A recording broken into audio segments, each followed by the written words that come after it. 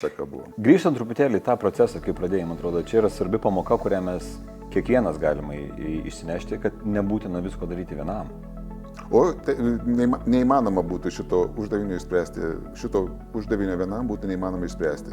Prie šitos knygos yra, aš paskaičiau, prisidėjo apie 70 žmonių vienokiais ar patarimais, ar redaktoriai redagavimais, o po to beta skaitytojai, po to redaktoriai, po to, žodžiu, ir autorius, aš bent jau šioje situacijoje buvau toks šiek tiek ir arbitras, nes vieniems žmonėms patinka taip, kitiems žmonėms patinka būtent priešingai.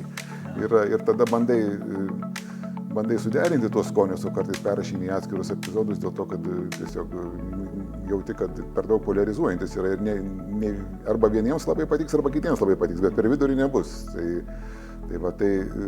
Tai to